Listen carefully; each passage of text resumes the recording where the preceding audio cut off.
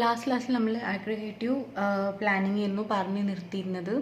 ഇനി നെക്സ്റ്റ് നമ്മൾ അഗ്രിഗേറ്റീവ് പ്ലാനിങ്ങിൻ്റെ പിന്നെ ഇൻഫർമേഷൻസ് ആ വക കാര്യങ്ങളൊക്കെ ആയിട്ടായിരുന്നു നമ്മൾ പറഞ്ഞു നിർത്തിയിരുന്നത്. അഗ്രിഗേറ്റ് പ്ലാനിങ് എന്താണെന്ന് നമ്മൾ പറഞ്ഞിരുന്നു, നിങ്ങൾ ഓർക്കുന്നുണ്ടെന്ന് വിചാരിക്കുന്നത്.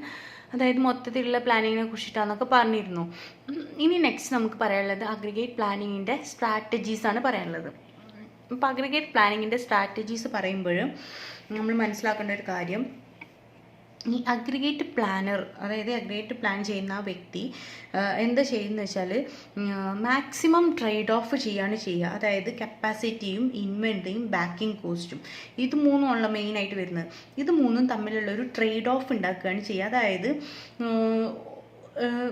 അതായത് ഇതിൽ ഇത് ഒന്നിൻ്റെ കോസ്റ്റ് കൂടുകയാണെങ്കിൽ മറ്റ് രണ്ടെണ്ണത്തിൻ്റെ കോസ്റ്റ് കുറയാനുള്ള ചാൻസ് ഉണ്ട്. അപ്പം ഇത് തമ്മിൽ എന്ത് ചെയ്യുക, ഒരു ട്രേഡ് ഓഫ് ഉണ്ടാക്കണം. അതായത് ഏറ്റവും ബേസിക്കായിട്ട് നമ്മൾ മനസ്സിലാക്കേണ്ട ഒരു കാര്യം, ഏതൊരു ബിസിനസ് ചെയ്യുമ്പോഴും മാക്സിമം കോസ്റ്റ് കുറച്ചുകൊണ്ട് എന്ത് ചെയ്യണം, മാക്സിമം പ്രോഫിറ്റബിൾ, മിനിമം കോസ്റ്റിൽ മാക്സിമം പ്രോഫിറ്റിൽ നമുക്ക് എന്ത് ചെയ്യാൻ പറ്റും, ഒരു പ്രൊഡക്റ്റ് പ്രൊഡ്യൂസ് ചെയ്യാൻ പറ്റണം. അപ്പോൾ അത് തന്നെയാണ് നമ്മൾ എന്ത് ചെയ്യുന്നത്, ഇവിടെയും ചെയ്യുന്നത്. അപ്പോൾ ഇതിലെന്താ വരുന്നത്, ഇപ്പോൾ ഇൻവെൻട്രി കോസ്റ്റ് ആണെങ്കിലും അല്ലെങ്കിൽ പാക്കിംഗ് കോസ്റ്റ് ആണെങ്കിലും ഇങ്ങനെയൊക്കെ വരുന്ന ഇങ്ങനത്തെ കോസ്റ്റുകൾ എന്ത് ചെയ്യണം, പ്രോപ്പറായിട്ടുള്ള ഒരു കോമ്പിനേഷൻ ഉണ്ടാക്കണം. അതാണ് നമ്മൾ ഈ അഗ്രിഗേറ്റ് പ്ലാനിങ്ങിൽ ചെയ്യുന്നത്. അതായത് ഇൻവെൻട്രി ഒരുപാട് ഇൻവെൻട്രി കോസ്റ്റ് ഒന്നും വരാതെ, അല്ലെങ്കിൽ ഒരുപാട് പാക്കിംഗ് കോസ്റ്റ് വരാതെ, കപ്പാസിറ്റിക്ക് ഒരുപാട് കോസ്റ്റ് ഒന്നും വരാതെ, ഒക്കെ മിതമായിട്ടുള്ള രീതിയിൽ എങ്ങനെ പ്ലാൻ ചെയ്യാന്നുള്ളതാണ് ഈ അഗ്രിഗേറ്റ് പ്ലാനിങ് സ്ട്രാറ്റജിയിൽ പറയുന്നത്. അപ്പം നമുക്കറിയാം, ഈ മൂന്നിൻ്റെ കോമ്പിനേഷൻ കറക്റ്റായിട്ട് മെയിൻറ്റെയിൻ ചെയ്യുക, അതാണ് ഉദ്ദേശിക്കുന്നത്. അപ്പോൾ ഇതിന് വേണ്ടിയിട്ട് നമ്മൾ 3 തരത്തിലുള്ള സ്ട്രാറ്റജീസാണ് ഉപയോഗിക്കുന്നത്. അതിൽ ഫസ്റ്റ് വണ്ണാണ് ചേസ് സ്ട്രാറ്റജി. ചേസ് സ്ട്രാറ്റജി എന്ന് പറഞ്ഞിട്ടുണ്ടെങ്കിൽ ഇവിടെ എന്താ വരുന്നത് വെച്ചാൽ, ഈ പ്രൊഡ്യൂസ് ചെയ്യുന്ന പ്രൊഡക്റ്റിൻ്റെ റേറ്റ് എന്ത് ചെയ്യാം, ഡിമാൻഡിനെ ബേസ് ചെയ്തുകൊണ്ട്, അതായത് എംപ്ലോയീസിനെ ബേസ് ചെയ്തിട്ട് അല്ലെങ്കിൽ മെഷീൻ്റെ കപ്പാസിറ്റി ഇതിനൊക്കെ ബേസ് ചെയ്തുകൊണ്ട് പ്രൊഡക്റ്റ് പ്രൊഡ്യൂസ് ചെയ്യുന്നതിൻ്റെ റേറ്റ് മാറ്റുക. അതായത് മെഷീനിൻ്റെ ചാർജ് കൂടുമ്പോൾ റേറ്റ് കൂട്ടുക, ചാർജ് കുറയുമ്പോൾ റേറ്റ് കുറക്കുക. ഈ ഒരു തരത്തിലുള്ള സ്ട്രാറ്റജിയാണ് ഈ ചേസ് സ്ട്രാറ്റജിയിൽ ഇവർ പറയുന്നത്. അപ്പം ഇതിൻ്റെ ഒരു എന്താ പറയുക, ഇത് ഒരു പ്രാക്ടിക്കൽ ലെവലിൽ ഭയങ്കര പ്രോബ്ലം ഉണ്ടാക്കും അല്ലേ. കാരണം എന്താ വെച്ചാൽ വർക്ക് ഫോഴ്സിനൊരു നെഗറ്റീവ് ഇമ്പാക്റ്റ് വരിക, അല്ലെങ്കിൽ മെഷീൻസിൻ്റെ ഇത് ബേസ് ചെയ്തുകൊണ്ട് പ്രൊഡക്റ്റിൻ്റെ വ്യത്യാസം വരുത്തുന്ന സമയത്ത് സാലറിയിൽ വരുന്ന, ലേബർ കോസ്റ്റിലൊക്കെ വരുന്ന ചേഞ്ചസ് എന്നൊക്കെ പറഞ്ഞു കഴിഞ്ഞിട്ടുണ്ടെങ്കിൽ ഭയങ്കര എന്താണ്, ഇതിന് 2 നെഗറ്റീവ് സൈഡ്സ് എന്താ വെച്ചാൽ, ഒന്ന് ഇത് ഭയങ്കര എക്സ്പെൻസീവ് ആണ്. ഇങ്ങനെ ഒരു സ്ട്രാറ്റജി ഇംപ്ലിമെൻ്റ് ഒക്കെ ചെയ്യാമെന്ന് പറഞ്ഞു കഴിഞ്ഞാൽ ഭയങ്കര എക്സ്പെൻസീവ് ആയിട്ടുള്ള ഒരു സ്ട്രാറ്റജിയാണ്. അതേപോലെ തന്നെ ഈ വർക്ക് ഫോഴ്സിന് എന്താണ്, അവർക്ക് അവിടുത്തെ ലേബേഴ്സ്, വർക്ക് ഫോഴ്സ് ഉദ്ദേശിച്ച് ലേബേഴ്സിന് എന്താണ്, അവരെ ഒരു മൊറാലിറ്റി നഷ്ടപ്പെടും. അതായത് ഒരു നെഗറ്റീവ് ഇമ്പാക്റ്റ് അവർക്ക് വരും. അപ്പോൾ എന്താണ് തന്നെ ഈ ചേസ് സ്ട്രാറ്റജി എന്ന് പറഞ്ഞിട്ടുണ്ടെങ്കിൽ, ലോ ലെവൽ ഓഫ് ഇൻവെൻട്രി ആണെങ്കിൽ എന്താണ് ഓക്കെ, ഇത് കുറച്ചും കൂടിയൊക്കെ പ്രാക്ടിക്കലായിട്ട് നമുക്ക് നടത്താം. ഇൻവെൻട്രി ലെവൽ കുറവാണ്, പക്ഷേ കോസ്റ്റ് എന്തായിരിക്കും കൂടുതലാണെങ്കിൽ, മെഷീൻ്റെ ചേഞ്ചസ് ലെവൽ കൂടുതൽ, അല്ലെങ്കിൽ ലേബർ കപ്പാസിറ്റി ലോ ആണെങ്കിലൊക്കെ കുറച്ചും കൂടിയൊക്കെ സക്സസ് ആകും. പക്ഷേ എന്താണ്, ഇത് ഇംപ്ലിമെൻറ്റ് ചെയ്യാൻ കുറച്ച് ഡിഫിക്കൾട്ടാണ്. അപ്പോൾ അതാണ് ചേസ് സ്ട്രാറ്റജി. ഇനി നമുക്ക് രണ്ടാമത്തെ സ്ട്രാറ്റജി നോക്കാം, time flexibility from work force or capacity strategy. ടൈമിൻ്റെ ഫ്ലെക്സിബിലിറ്റി വർക്ക് ഫോഴ്സിനെ ബേസ് ചെയ്തുകൊണ്ട് അല്ലെങ്കിൽ കപ്പാസിറ്റി സ്ട്രാറ്റജിനെ ബേസ് ചെയ്തുകൊണ്ടുള്ള ടൈമിൻ്റെ ഫ്ലെക്സിബിലിറ്റിയാണ്. ഇതിലെന്താ വരുന്നത്, ഇതിൽ തന്നെ യൂസിങ്, മറ്റേ നമ്മൾ കപ്പാസിറ്റിയാണ് പറഞ്ഞത്, ഇത് using utilization as the lever. യൂട്ടിലൈസേഷനാണ് നമ്മളിവിടെ മെയിൻ ഫാക്ടറാക്കിയിട്ട് എടുക്കുന്നത്. അപ്പം ഈ സ്ട്രാറ്റജിയിൽ രണ്ടാമത്തെ ടൈം ഫ്ലെക്സിബിലിറ്റിയിൽ പറയുന്നത്, നമ്മൾ എന്ത് ചെയ്യാം, വർക്ക് ഫോഴ്സിനെ ചേഞ്ച് വരുത്തുക. വർക്ക് ഫോഴ്സിൽ ചേഞ്ച് വരുത്തുക എന്ന് പറഞ്ഞിട്ടുണ്ടെങ്കിൽ അവരെ നമ്പർ ഓഫ് ഹവേഴ്സ് അല്ലെങ്കിൽ നമ്പർ ഓഫ് വർക്കിംഗ് ഹവേഴ്സിൽ മാറ്റം വരുത്താം. അതിൽ എന്ത് ചെയ്യുക, ഒന്നുകിൽ ഓവർ ടൈം കൊടുക്കുക, അല്ലെങ്കിൽ ആ ഡിമാൻഡിനനുസരിച്ചിട്ട് ഓവർ ടൈമോ അല്ലെങ്കിൽ എന്താണ് ഷോർട്ട് ടൈമൊക്കെ ആയിട്ട് എന്ത് ചെയ്യുക, ആ വർക്ക് ഫോഴ്സിൻ്റെ വർക്കിംഗ് ഹവേഴ്സിൽ എന്ത് ചെയ്യാം, ചേഞ്ച് വരുത്തുക. അതാണ് രണ്ടാമത്തേൽ നമ്മൾ പറയുന്ന വർക്ക് ഫോഴ്സിനെ നമ്മൾ എന്താണ്, അല്ലെങ്കിൽ യൂട്ടിലൈസേഷനെ നമ്മൾ ലിവർ ആക്കുക എന്ന് പറഞ്ഞാൽ, അതായത് വർക്ക് ഫോഴ്സിൽ എന്ത് ചെയ്യുക, ചേഞ്ച് വരുത്താം. ഇങ്ങനെ ചേഞ്ച് വരുത്തുമ്പോൾ ഇതിൻ്റെ റിസൾട്ട് എന്താ വെച്ചാൽ ഇൻവെൻട്രീൻ്റെ സ്റ്റോക്ക് കുറയും. അതായത് മെഷീൻ്റെ യൂട്ടിലൈസേഷൻ എന്തായിരിക്കും, കുറയും. മെഷീൻ ഓഫാക്കിയിടാം, അതായത് ആവശ്യത്തിനനുസരിച്ച് മാത്രം പ്രൊഡ്യൂസ് ചെയ്യുന്ന രീതിയിലേക്ക് വരുത്താം. അതാണ് ഉദ്ദേശിക്കുന്നത് രണ്ടാമത്തേത്. പിന്നെ മൂന്നാമത്താണ് ലെവൽ സ്ട്രാറ്റജി. ലെവൽ സ്ട്രാറ്റജിയിൽ ലിവറായിട്ട് നമ്മൾ ഇൻവെൻട്രീനെയാണ് പറയുന്നത്. അതായത് നമ്മൾ എന്ത് ചെയ്യാണ്, മെഷീൻ്റെ കപ്പാസിറ്റി അല്ലെങ്കിൽ വർക്ക് ഫോഴ്സിനെ നമ്മൾ എന്ത് ചെയ്യാണ്, മെയിൻറ്റെയിൻ ചെയ്യുന്നില്ല. അങ്ങനെ പറഞ്ഞിട്ടുണ്ടെങ്കിൽ എത്ര വേണമെങ്കിലും, അതായത് ഇൻവെൻട്രി ലെവൽ ചിലപ്പോൾ കൂടാം, ചിലപ്പോൾ കുറയും. അതായത് സാധാ എങ്ങനെയാണ് നടക്കുന്നത് അതേപോലെ തന്നെ എന്ത് ചെയ്യുക, ഇങ്ങനെ നടന്നു പോവുക. ഒന്നിന് നമ്മൾ എന്ത് ചെയ്യുന്നില്ല, മെഷീൻ വർക്ക് ഫോഴ്സ് നമ്മൾ എന്ത് ചെയ്യില്ല, സ്റ്റേബിൾ ആക്കുന്നില്ല. അപ്പം എന്ത് ചെയ്യുക, പ്രോപ്പറായിട്ട് നടന്നു പോയിക്കൊണ്ടേ നിൽക്കുക. അപ്പോൾ അങ്ങനെ വരുന്ന സമയത്ത് ഒരു ഡ്രോബാക്ക് എന്താ വെച്ചാൽ, നമുക്ക് പ്രൊഡക്റ്റിന് ഡിമാൻഡ് ഉണ്ടെങ്കിലും ഇല്ലെങ്കിലും എന്താണ്, ഇപ്പോൾ ഞാൻ നേരത്തെ പറഞ്ഞത്, പ്രൊഡ്യൂസ് ചെയ്തുകൊണ്ടേ ഇരിക്കുകയാണ്. അപ്പോൾ വർക്ക് ഫോഴ്സിനെ നമ്മൾ സ്റ്റേബിൾ ആക്കണില്ല, മെഷീനെ ഒന്നും നമ്മൾ സ്റ്റേബിൾ ആക്കണില്ല. ഇതൊക്കെ പ്രോപ്പറായിട്ട് ഇങ്ങനെ നടന്നു പോയിക്കൊണ്ടേ നിൽക്കുമ്പോൾ ഇതിൻ്റെ ഒരു പ്രശ്നം വരുന്നതെന്ന് വെച്ചാൽ, ഒരുപാട് ഇൻവെൻട്രി സ്റ്റോക്ക് ചെയ്ത് വരാനുള്ള ചാൻസ് ഉണ്ട്. അതേപോലെ തന്നെ ഇപ്പോൾ ഇത് സംഭവിക്കൽ കസ്റ്റമറെ ഓർഡർ ഡിലേ വരുന്ന സമയത്താണ് ഈ ഒരു ഡ്രോബാക്ക് വരുന്നത്. പക്ഷേ ഇങ്ങനത്തെ വർക്ക് ഫോഴ്സ് കൃത്യമായിട്ട്, അതായത് അതാത് ദിവസം വരുന്നു, 100 സോപ്പാണെങ്കിൽ 100 സോപ്പ് പ്രൊഡ്യൂസ് ചെയ്യുന്നു, പോകുന്നു, പിറ്റേ ദിവസം വരുന്നു, 100 സോപ്പ് പ്രൊഡ്യൂസ് ചെയ്യുന്നു, പോകുന്നു. ഇങ്ങനെ വരുന്ന സമയത്ത് എന്താണ്, അവിടുത്തെ എംപ്ലോയീസ് എല്ലാം എന്തായിരിക്കും, സാറ്റിസ്ഫൈഡ് ആയിരിക്കും. കാരണം അവർ വർക്കൊക്കെ പ്രോപ്പറായി നടക്കട്ടെ, അവരുടെ വർക്കിംഗ് കണ്ടീഷനും അവർക്കുള്ള എംപ്ലോയീസിൻ്റെ ബെനിഫിറ്റ്സ് എന്താണ്, ഡെവലപ്ഡ് ആണ്. അതുകൊണ്ട് തന്നെ എന്താണ്, അവർ സാറ്റിസ്ഫൈഡ് ആയിരിക്കും ഈ ഒരു കാര്യത്തിൽ. അപ്പോൾ ഇങ്ങനെ 3 ലെവൽസാണ് സ്ട്രാറ്റജി വരുന്നത്. അപ്പം ഇനി നെക്സ്റ്റ് ടോപ്പിക്കിലേക്ക് പോകാം. Aggregate planning using linear programming use ചെയ്തുകൊണ്ട് എങ്ങനെയാണ് ഈ അഗ്രിഗേറ്റ് പ്ലാനിങ് ചെയ്യാന്നുള്ളത് നോക്കാം. നമ്മൾ നേരത്തെ പറഞ്ഞ പോലെ തന്നെ അഗ്രിഗേറ്റ് പ്ലാനിങ്ങിൻ്റെ പ്രധാനപ്പെട്ട എയിം എന്ന് പറഞ്ഞു കഴിഞ്ഞാൽ എന്താണ്, മാക്സിമം പ്രോഫിറ്റ് ഉണ്ടാക്കുക എന്നുള്ളതാണ്. എങ്ങനെ, ഡിമാൻഡ് മീറ്റ് ചെയ്തുകൊണ്ട് മാക്സിമം പ്രോഫിറ്റ് ഉണ്ടാക്കുക. അതുകൊണ്ട് തന്നെ ഏതൊരു കമ്പനി എടുത്തു കഴിഞ്ഞാലും അതിൻ്റെ എഫേർട്ട് എന്ന് പറഞ്ഞിട്ടുണ്ടെങ്കിൽ എന്താണ്, കസ്റ്റമറെ എന്താണോ ഡിമാൻഡ് അത് മീറ്റ് ചെയ്യുക. അതേപോലെ തന്നെ എന്തൊക്കെ കൺസ്ട്രെയിൻസ് ഉണ്ടോ അതൊക്കെ എന്ത് ചെയ്യാണ്, നമുക്ക് മീറ്റ് ചെയ്യാൻ പറ്റണം. അതാണ് പറയുന്നത്. അതായത് ഇപ്പോൾ സപ്ലൈയേഴ്സിനാണെങ്കിലും പ്രോപ്പറായിട്ടുള്ള ഡെലിവറി എല്ലാ കാര്യങ്ങളും പ്രോപ്പറായാൽ മാത്രമേ എന്തുണ്ടാവുള്ളൂ, മാക്സിമം കസ്റ്റമറുടെ ഡിമാൻഡ് സാറ്റിസ്ഫൈ ചെയ്തുകൊണ്ട് മാക്സിമം പ്രോഫിറ്റബിലിറ്റി നമുക്ക് ഉണ്ടാക്കാൻ പറ്റുള്ളൂ. അതുകൊണ്ട് തന്നെ ഇതെങ്ങനെയാണ് നമുക്കിത് ലീനിയർ പ്രോഗ്രാമിങ്ങിൽ നമ്മൾ എങ്ങനെയാണ് ഇത് ഇംപ്ലിമെൻറ്റ് ചെയ്യാന്നുള്ളത് നോക്കാം. അപ്പോൾ ലീനിയർ പ്രോഗ്രാമിംഗ് എന്താണെന്നൊന്ന് മനസ്സിലാക്കുക ആദ്യം. ലീനിയർ പ്രോഗ്രാമിംഗ് എന്ന് പറഞ്ഞിട്ടുണ്ടെങ്കിൽ ഒരു കമ്പനിയിലുള്ള എന്തൊക്കെ കൺസ്ട്രെയിൻസ് ആണോ ഫേസ് ചെയ്യുന്നത്, ആ കമ്പനി ഫേസ് ചെയ്യുന്ന എല്ലാ കൺസ്ട്രെയിൻസിനെയും സാറ്റിസ്ഫൈ ചെയ്തുകൊണ്ട് എന്ത് ചെയ്യുക, ഹയസ്റ്റ് പ്രോഫിറ്റ് ഉണ്ടാക്കുക. കൺസ്ട്രെയിൻസ് പറഞ്ഞു കഴിഞ്ഞാൽ പല കാര്യങ്ങളിലാവും. ഇപ്പം കസ്റ്റമർ ഡിമാൻഡ്, അല്ലെങ്കിൽ കുറേ high quality of the product, അങ്ങനെ പലതും ആവാം. അല്ലെങ്കിൽ ക്വാളിറ്റീനെ ബേസ് ചെയ്യാതെ ക്വാണ്ടിറ്റി ബേസ് ചെയ്തുകൊണ്ടായിരിക്കും. പല രീതിയിലുള്ള കൺസ്ട്രെയിൻസ് ആവും. എന്തൊക്കെ ഒരു കമ്പനി ഫേസ് ചെയ്യുന്ന എന്ത് തരത്തിലുള്ള കൺസ്ട്രെയിൻസ് ആയാലും ആ കൺസ്ട്രെയിൻസിനെ സാറ്റിസ്ഫൈ ചെയ്തുകൊണ്ട് പ്രോഫിറ്റ് ഉണ്ടാക്കലാണ് ലീനിയർ പ്രോഗ്രാമിംഗ് ഫണ്ട്സ് എന്നുള്ളതുകൊണ്ട് ഉദ്ദേശിക്കുന്നത്. അപ്പം ഇതിനൊരു ഇല്ലുസ്ട്രേഷനാണ് ഞാൻ നെക്സ്റ്റ് താഴെ എഴുതിയത് കണ്ടോ, റെഡ് ടൊമാറ്റോ ടൂൾസും. ഈ റെഡ് ടൊമാറ്റോ ടൂൾസിനെ ബേസ് ചെയ്തുകൊണ്ട് നമുക്കൊരു ലീനിയർ പ്രോഗ്രാമിങ്ങിൻ്റെ ഇല്ലുസ്ട്രേഷൻ നോക്കാം. അതായത് ഈ റെഡ് ടൊമാറ്റോ ഗാർഡനിങ് എന്ന് പറഞ്ഞിട്ടുണ്ടെങ്കിൽ, റെഡ് ടൊമാറ്റോ ടൂൾസ് എന്ന് പറഞ്ഞു കഴിഞ്ഞാൽ, അതായത് ഇതെന്താ വെച്ചാൽ ഒരു നമ്മൾ ഗാർഡനിങ് പർപ്പസിന് വേണ്ടിയിട്ടുള്ള ടൂൾസൊക്കെ ഉണ്ടാക്കുന്ന കമ്പനിയാണ് ഈ മെക്സിക്കോയിലെ റെഡ് ടൊമാറ്റോ ഓപ്പറേഷൻസ്. ഇവരെന്താ ചെയ്യുക വെച്ചിട്ടുണ്ടെങ്കിൽ, ഒരു 6 മാസത്തെ എക്സാമ്പിൾ ഞാൻ നിങ്ങൾക്ക് ടെക്സ്റ്റ് ഫോട്ടോ എടുത്ത് അയക്കണേൽ നോക്കാം.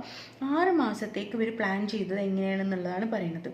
അതായത് ഇപ്പം എല്ലാ മാസവും എന്ത് ചെയ്യില്ല, ഗാർഡനിങ്ങും നടത്തില്ലല്ലോ. അപ്പം എപ്പോഴാണോ ഗാർഡനിങ് നടത്തുന്ന സീസൺ വരുന്നത് ആ സമയമാകുമ്പം ഇവരെന്ത് ചെയ്യും, ജനങ്ങൾ ഗാർഡനിങ് നടത്താൻ സാധ്യത ഉണ്ട് എന്ന് കാണുമ്പോൾ ഇവരെന്ത് ചെയ്യും, ഈ സീസണൽ ഡിമാൻഡ് ബേസ് ചെയ്തുകൊണ്ട് ഈ റെഡ് ടൊമാറ്റോ എന്ത് ചെയ്യും, അഗ്രിഗേറ്റ് പ്ലാനിങ് കണ്ടക്ട് ചെയ്യും. എന്ത് പ്ലാനിങ് കണ്ടക്ട് ചെയ്യുക, ഈ സീസണൽ ഡിമാൻഡിനെ മീറ്റ് ചെയ്യാൻ വേണ്ടിയിട്ട്, അല്ലെങ്കിൽ സീസണൽ ഡിമാൻഡിനെ ഓവർകം ചെയ്യാൻ വേണ്ടിയിട്ടും മാക്സിമം പ്രോഫിറ്റ് ഉണ്ടാക്കാൻ വേണ്ടിയിട്ടും ഇവർ എന്ത് ചെയ്യും, ആ സീസൺ ടൈം ആവുന്ന സമയത്ത് കൂടുതൽ വർക്കേഴ്സിനെ കൂട്ടും. അതുപോലെ തന്നെ സബ് കോൺട്രാക്റ്റിങ് ചെയ്യുക.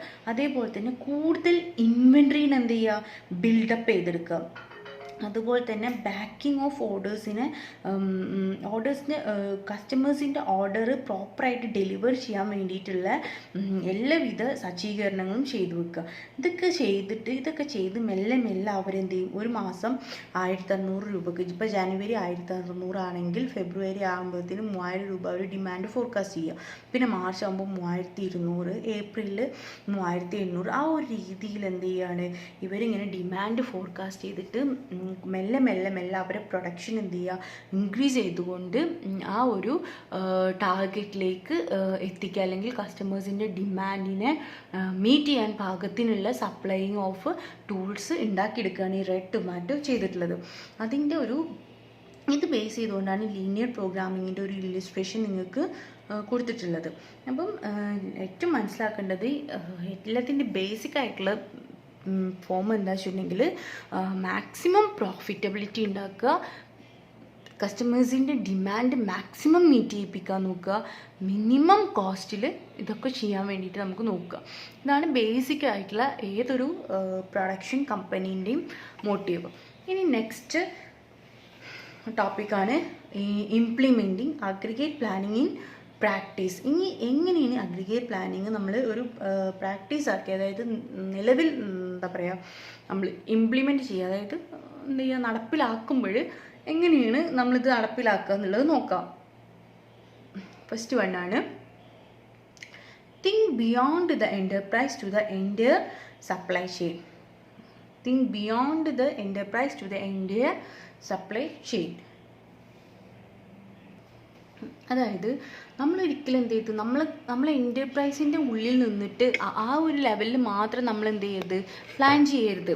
അതായത് നമ്മൾ പ്ലാൻ ചെയ്യുമ്പോൾ പല ഫാക്ടേഴ്സും, സപ്ലൈ ചെയ്യുന്ന പുറമേ നിന്ന് വരുന്ന പല ഫാക്ടേഴ്സും അതിന് എഫക്റ്റ് ചെയ്യാൻ ചാൻസ് ഉണ്ട്. അപ്പം നമ്മൾ എന്ത് ചെയ്യണം, എപ്പോഴും ഒരു നമ്മളെ അകത്തുനിന്ന്, എൻ്റർപ്രൈസിൻ്റെ അകത്തുനിന്ന് മാത്രമായിട്ടുള്ളൊരു ട്രാപ്പ് ഓഫ് തിങ്കിങ് ഒഴിവാക്കിക്കൊണ്ട് നമ്മൾ എന്ത് ചെയ്യണം, ഡൗൺ സ്ട്രീമിലുള്ള ആളുകളോടും അപ്പ് സ്ട്രീമിലുള്ള ആളുകളോടും അതുപോലെ തന്നെ നമ്മൾ അകത്തുള്ള ആളുകളോടൊക്കെ പ്രോപ്പറായിട്ട് എന്ത് ചെയ്യണം, നമ്മളെ ഇൻപുട്ടിൻ്റെ ക്വാളിറ്റീസൊക്കെ ഉറപ്പ് വരുത്തിക്കൊണ്ട് തന്നെ നമ്മൾ എന്ത് ചെയ്യണം, അഗ്രിഗേറ്റ് പ്ലാൻ ഇംപ്ലിമെൻറ്റ് ചെയ്യണം. നമ്മൾ എൻ്റർപ്രൈസിൻ്റെ പുറമേ നിന്നും കൊണ്ട് നമ്മൾ വീക്ഷിച്ചുകൊണ്ട് വേണം നമ്മളെ പ്രോപ്പർ പ്ലാനിങ് നടക്കാൻ. എന്നാൽ മാത്രമേ എന്താണ്, ഇൻപുട്സിൻ്റെ ക്വാളിറ്റിയും അതേപോലെ തന്നെ അഗ്രിഗേറ്റ് പ്ലാനിങ്ങിൻ്റെ ക്വാളിറ്റി എല്ലാം നല്ല രീതിയിൽ എഫക്റ്റീവ് ആവണമെങ്കിൽ നമ്മൾ ഈ ഒരു രീതിയിൽ ചിന്തിക്കണം. ഇനി നെക്സ്റ്റ് രണ്ടാമത്തേതാണ് make plans flexible because forecasts are always ഇൻആക്യുറേറ്റ്.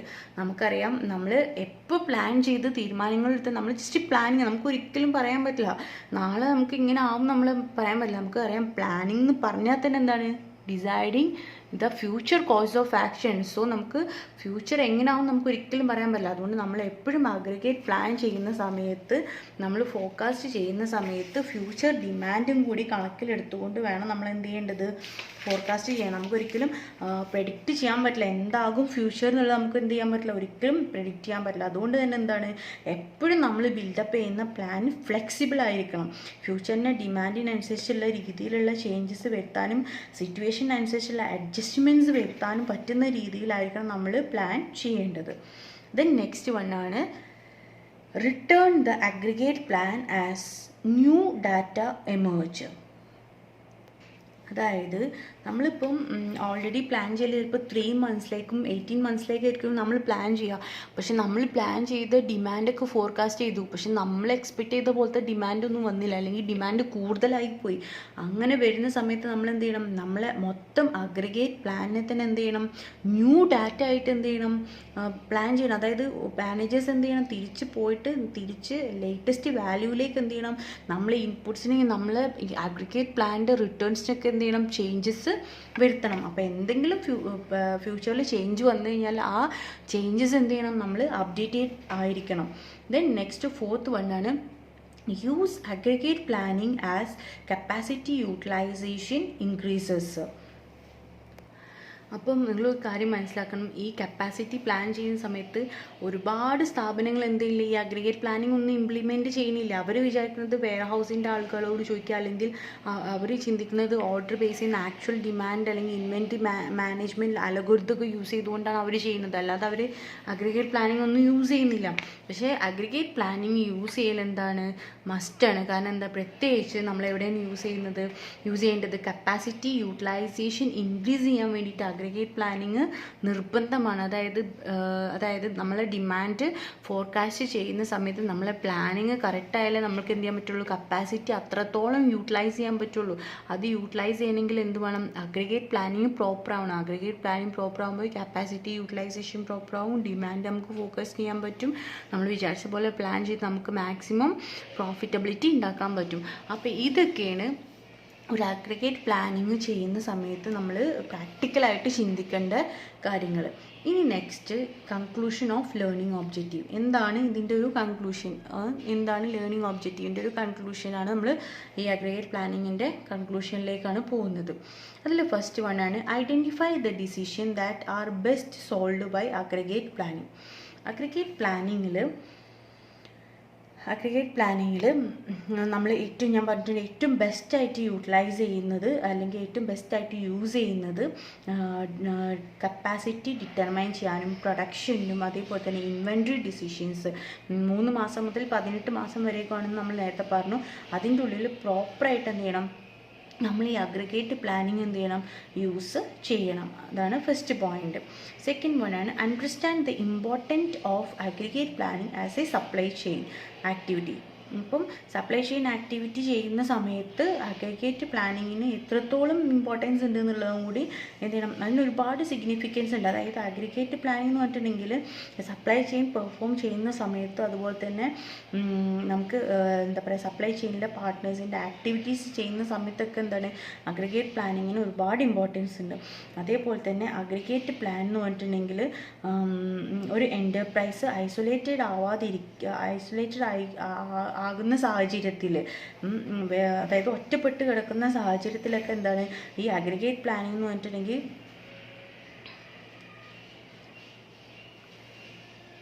ഈ ഒറ്റപ്പെട്ട് കിടക്കുന്ന സാഹചര്യത്തിൽ എന്താണ്, ഈ എൻ്റർപ്രൈസിന് ഒരിക്കലും എന്ത് ചെയ്യാൻ പറ്റില്ല, ഈ അഗ്രിഗേറ്റ് പ്ലാനിങ് നടപ്പിലാക്കാൻ പറ്റില്ല. ഈ അഗ്രിഗേറ്റ് പ്ലാനിങ് എന്ന് പറഞ്ഞിട്ടുണ്ടെങ്കിൽ നമ്മൾ നേരത്തെ പറഞ്ഞു, അപ്പ് സ്ട്രീമും ഡൗൺ സ്ട്രീമും എല്ലാം വേണം. അതായത് കസ്റ്റമറുടെ സ്റ്റേജ് കിട്ടണം, സപ്ലയറുടെ സ്റ്റേജ് കിട്ടണം, നമ്മളെ ഓർഗനൈസേഷൻ അകത്തുള്ള റിക്വയർമെൻറ്റ്സ് അറിയണം, ഇതെല്ലാം അറിയണം. അപ്പോൾ ഐസൊലേറ്റഡ് ആയി നിന്ന് കഴിഞ്ഞാൽ ഒരിക്കലും ഒരു എൻ്റർപ്രൈസിന് എന്ത് ചെയ്യാൻ പറ്റില്ല, അഗ്രിഗേറ്റ് പ്ലാനിങ് പ്രോപ്പറായിട്ട് കണ്ടക്ട് ചെയ്യാൻ പറ്റില്ല. അതുകൊണ്ട് എല്ലാവരും ഇടപഴകി നിന്നാലേ കറക്റ്റായിട്ട് നമുക്കൊരു പ്ലാനിങ് നടക്കുകയുള്ളൂ.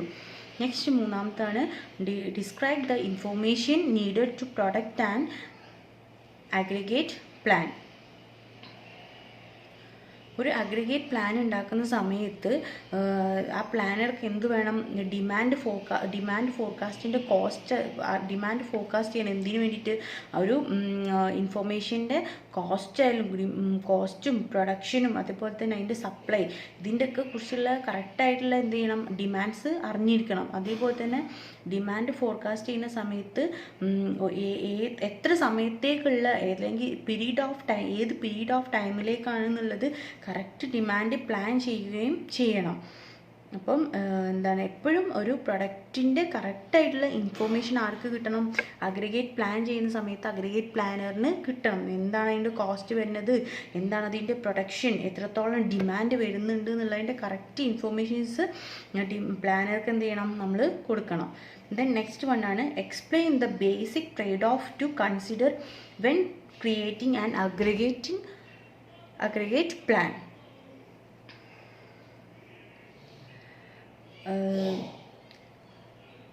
ഇതിൽ കോസ്റ്റ് ഓഫ് കപ്പാസിറ്റിയോ അല്ലെങ്കിൽ കോസ്റ്റ് ഓഫ് ഇൻവെൻട്രി, അതുപോലെ തന്നെ കോസ്റ്റ് ഓഫ് സ്റ്റോക്ക് ഔട്ട്സ്, ഇതൊക്കെ എന്ത് ചെയ്യണം, ഇതിൻ്റെയൊക്കെ ബേസിക് ആയിട്ടുള്ള ട്രേഡ് ഓഫ് എന്ത് ചെയ്യണം, ഇതിൻ്റെയൊക്കെ ബേസിക് ആയിട്ടുള്ള ട്രേഡ് ഓഫ് ബാലൻസ് ചെയ്യണം. എന്നാലേ എന്തുണ്ടാവുള്ളൂ, മാക്സിമം പ്രോഫിറ്റബിലിറ്റി ഉണ്ടാവുള്ളൂ. അപ്പം കപ്പാസിറ്റീൻ്റെ കോസ്റ്റ് എത്രത്തോളം, ഇൻവെൻട്രീൻ്റെ കോസ്റ്റ് എന്താണ് വരുന്നത്, സ്റ്റോക്ക് ഔട്ടിൻ്റെ കോസ്റ്റ് എന്താണ് വരുന്നത് എന്നുള്ളത് കറക്റ്റ് ബാലൻസ് ചെയ്ത് പോയാലേ എന്തുണ്ടാവുള്ളൂ, മാക്സിമം പ്രോഫിറ്റബിലിറ്റി ഉണ്ടാവുള്ളൂ. ഈ 3 ടേംസ് ഇതിൻ്റെ തൊട്ട് മുന്നേ ഈ വീഡിയോ സ്റ്റാർട്ട് ചെയ്യുന്ന സമയത്ത് ഞാൻ ഇൻട്രൊഡ്യൂസ് ചെയ്തതാണ്. ഇതിൻ്റെ മുന്നത്തെ ക്ലാസ്സുകളിലൊക്കെ ഈ ടേംസുകൾ ഞാൻ പറഞ്ഞു പോയിട്ടുള്ളതാണ്. ഒന്നുകൂടി ശ്രദ്ധിക്കുക, പഠിക്കുക.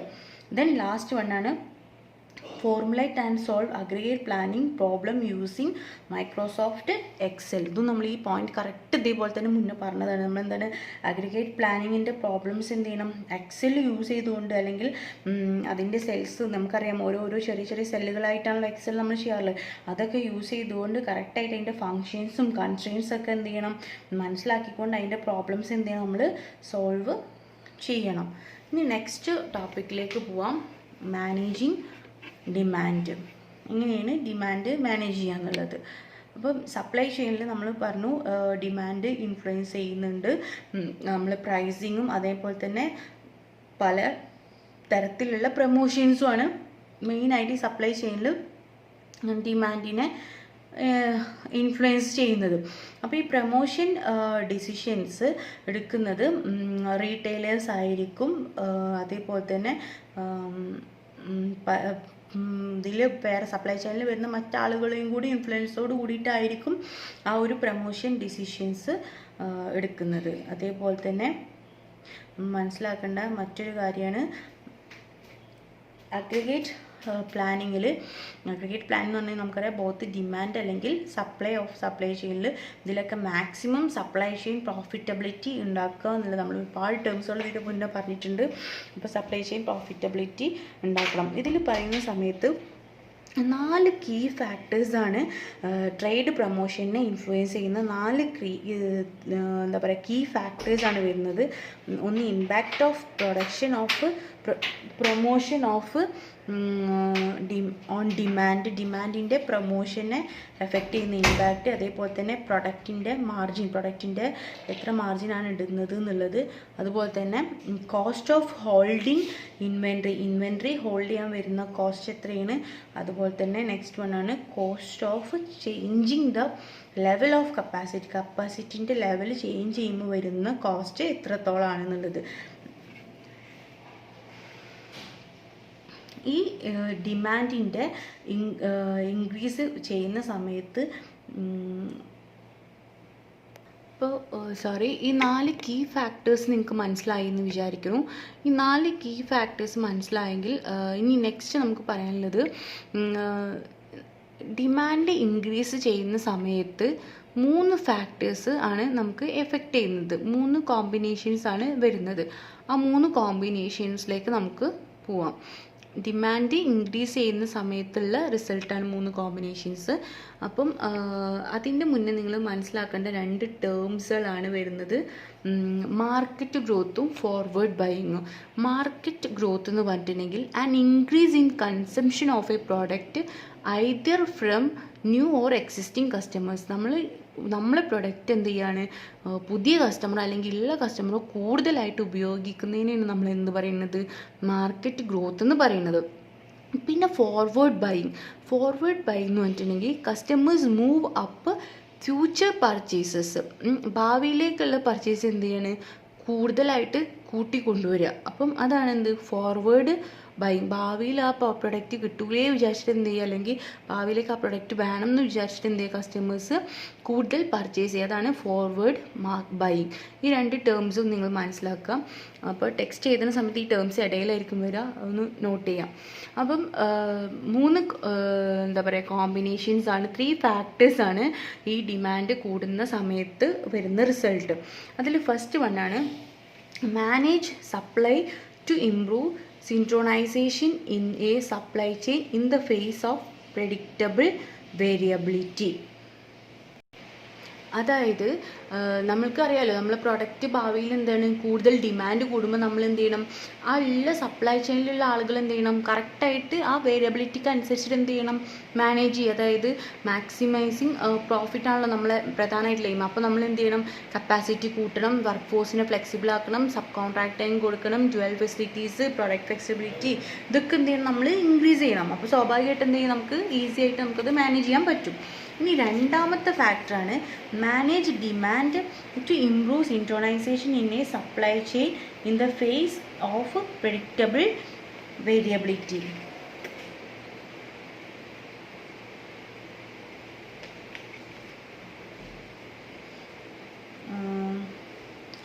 സെക്കൻഡ്, ഞാൻ ആദ്യം പറഞ്ഞ സെയിം പോയിന്റ് തന്നെയാണ് രണ്ടാമത്തേത് പറഞ്ഞത്, പക്ഷേ പോയിന്റിൻ്റെ അകത്തുള്ള കണ്ടൻറ്റ് ഡിഫറെൻ്റ് ആണ്. അതായത് രണ്ടാമത്തെ പോയിന്റിൽ ഇതേപോലെ തന്നെ സപ്ലൈ ചെയിനിനെ നമ്മൾ എന്താണ് സിൻക്രോണൈസ് ചെയ്യുന്നതാണ് ചെയ്യുന്നത്. പക്ഷേ സിൻക്രോണൈസ് ചെയ്യുന്ന സമയത്ത് ഇവിടെ നമ്മൾ നോക്കേണ്ടത് എന്താ വെച്ചാൽ പ്രൈസിങ്ങും പ്രമോഷൻ ഡിസിഷൻസിനാണ് നമ്മൾ ഇമ്പോർട്ടൻസ് കൊടുക്കുക. അപ്പോൾ സെയിം പോയിന്റ് ആണെങ്കിലും ഉള്ളിലെ മാറ്റർ ഡിഫറെൻ്റ് ആണ്. അപ്പം ഇവിടെ നമ്മൾ എന്താണ്, ആ പ്രൊഡക്റ്റിൻ്റെ പ്രൈസ് എന്താണ്, പ്രമോഷൻ ഡിസിഷൻസ് എന്തൊക്കെയാണ് എടുക്കേണ്ടത്. ഇപ്പോൾ ട്രെൻഡ് മാറുമ്പോൾ ഇപ്പോൾ നമുക്കറിയാം, പണ്ട് നമ്മൾ ലെക്സ് സോപ്പിൻ്റെ പരസ്യം കണ്ട പോലെയല്ല ഇന്ന് നമ്മൾ സോപ്പിൻ്റെ പരസ്യം കാണുന്നത്. കാരണം ഡിഫറെൻറ്റ് പ്രോഡക്ട്സ് ഡിമാൻഡ് എല്ലാം കൂടുമ്പോൾ അഡ്വർടൈസ്മെൻറ്റിനും പ്രമോഷൻ ടൂൾസിലും എല്ലാം എന്ത് ചേഞ്ചസ് വരുത്തുന്നുണ്ട്. സോപ്പിനകത്ത് കോയിനായിട്ടും അല്ലെങ്കിൽ സോപ്പിൻ്റെ പുറമെ സ്ക്രാച്ച് ആൻഡ് വിൻ ആയിട്ടൊക്കെ ഡിഫറെൻറ്റ് മെത്തേഡ്സ് ഓഫ് പ്രമോഷൻസ് ആണ് യൂസ് ചെയ്യുന്നത്. അപ്പോൾ അതേപോലെ തന്നെ ഇവിടെ എന്ത് ചെയ്യുക, നല്ല ട്രമൻഡസ് ഇമ്പാക്റ്റ് ഓഫ് ഡിമാൻഡിനനുസരിച്ചിട്ടുള്ള എന്ത് ചെയ്യണം, പ്രമോഷണൽ ടൂൾസുകൾ യൂസ് ചെയ്യണം. അതാണ് രണ്ടാമത്തത്. മൂന്നാമത്തത് use sales and operations planning to maximize profitability when facing with predictable variability in a supply chain. നമ്മൾ predict ചെയ്ത അത്രത്തോളം സപ്ലൈ ചെയിനിൽ ചേഞ്ച് വരുന്ന സമയത്ത് നമ്മൾ എന്ത് ചെയ്യണം, സെയിൽസിലും ഓപ്പറേഷൻസിലും എന്ത് ചെയ്യണം, മാക്സിമം പ്രോഫിറ്റബിലിറ്റി ഉണ്ടാക്കണം. അതായത് പ്രോഫിറ്റ് മാക്സിമൈസ് ചെയ്യണം, അതുപോലെ തന്നെ മാക്സിമം കോർഡിനേഷൻ ഉണ്ടായിരിക്കണം. മാനേജ്മെൻറ്റിനായിട്ട് സപ്ലൈനും ഡിമാൻഡിനൊക്കെ മാക്സിമം കോർഡിനേഷൻ ഉണ്ടായിരിക്കണം. ഇനി നെക്സ്റ്റ് ലാസ്റ്റ് ടോപ്പിക്കിലേക്ക് പോകാം, പ്രൊഡക്റ്റ് സബ്സ്റ്റിറ്റ്യൂഷൻസ്. സബ്സ്റ്റിറ്റ്യൂഷൻ എന്ന് പറഞ്ഞാൽ തന്നെ നമുക്കറിയാം എന്താണ്, ഒരു പ്രൊഡക്റ്റ് എന്താ ചെയ്യുക, പകരം മറ്റൊരു പ്രൊഡക്റ്റ് യൂസ് ചെയ്യുക. അപ്പോൾ നമുക്ക് ചായപ്പൊടി ആണെങ്കിൽ എന്ത് ചെയ്യും, ചായപ്പൊടി നമ്മൾ റെഡ് റോസ് ആണെങ്കിൽ പിന്നെ നമ്മൾ എന്ത് ചെയ്യും, അത് പെട്ടെന്ന് അവൈലബിൾ ആയെങ്കിൽ നമ്മൾ AVT യൂസ് ചെയ്യുക. അതാണ് സബ്സ്റ്റിറ്റ്യൂഷൻ എന്നുള്ളതുകൊണ്ട് ഉദ്ദേശിക്കുന്നത്. ഒരു പ്രൊഡക്റ്റിന് പകരം മറ്റൊരു പ്രൊഡക്റ്റ് എന്ത് ചെയ്യാണ്, യൂസ് ചെയ്യാണ് ചെയ്യുന്നത്. അപ്പം ഇവിടെ 2 ഇൻസ്റ്റൻ്റ് ആയിട്ടുള്ള സബ്സ്റ്റിറ്റ്യൂഷൻസ് ആണ് വരുന്നത്. ഒന്ന് മാനുഫാക്ചർ ഡ്രൈവൺ സബ്സ്റ്റിറ്റ്യൂഷനും ഒന്ന് കസ്റ്റമർ ഡ്രൈവൺ സബ്സ്റ്റിറ്റ്യൂഷനാണ് വരുന്നത്. മാനുഫാക്ചർ ഡ്രൈവണിനെ നമുക്ക് 1 വേ സബ്സ്റ്റിറ്റ്യൂഷൻ എന്നും കസ്റ്റമർ ഡ്രൈവണിനെ നമുക്ക് 2 വേ സബ്സ്റ്റിറ്റ്യൂഷൻ എന്നാണ് പറയുന്നത്. ഓക്കെ, അപ്പം മാനുഫാക്ചർ ഡ്രൈവൺ സബ്സ്റ്റിറ്റ്യൂട്ട് എന്ന് പറഞ്ഞിട്ടുണ്ടെങ്കിൽ മാനുഫാക്ചററിനെ എന്ത് ചെയ്യുക, അവർ തന്നെ അവരുടെ പ്രൊഡക്റ്റ് എന്ത് ചെയ്യാണ്, സബ്സ്റ്റിറ്റ്യൂട്ട് ചെയ്യുക. അതായത് ഒരു എക്സാമ്പിൾ പറയാം, ഈ ഡെൽ കമ്പ്യൂട്ടറിലെ അവരെന്ത് ചെയ്യാണ്, 120 GB ഒരു ഹാർഡ് ഡ്രൈവ് എന്ത് ചെയ്യണം, ഒരു കസ്റ്റമർ 100 GB വേണമെന്ന് പറഞ്ഞ ഒരു കസ്റ്റമറിലേക്ക് 120 ഒരു GB ഉള്ളത് എന്ത് ചെയ്യാണ്, സബ്സ്റ്റിറ്റ്യൂട്ടായിട്ട് വെക്കുകയാണ്. അത് കാരണം എന്താ വെച്ചിട്ടുണ്ടെങ്കിൽ ഈ 100 എന്താണ് ഇപ്പോൾ സ്റ്റോക്ക് അവൈലബിൾ ഇല്ലാത്തത് കൊണ്ട്. അപ്പം എന്താണ് മാനുഫാക്ചറർ തന്നെ എന്ത് ചെയ്യാണ്, സബ്സ്റ്റിറ്റ്യൂട്ട് വെക്കുന്നതിനെയാണ് നമ്മൾ മാനുഫാക്ചറർ ഡ്രൈവൺ സബ്സ്റ്റിറ്റ്യൂട്ട് എന്ന് പറയുന്നത്. അപ്പം ഇങ്ങനെ വരുന്ന സമയത്ത് മാനുഫാക്ചർ തന്നെ എന്താണ്, അവരെ പ്രൊഡക്റ്റിന് ചിലപ്പോൾ ഹയർ വാല്യൂ ആയിട്ടുള്ള പ്രൊഡക്റ്റ് അവർ വെക്കുകയാണ് ചെയ്യുന്നത്. അപ്പം ഇതാണ് 1 വേ സബ്സ്റ്റിറ്റ്യൂട്ട് എന്ന് പറയുന്നത്.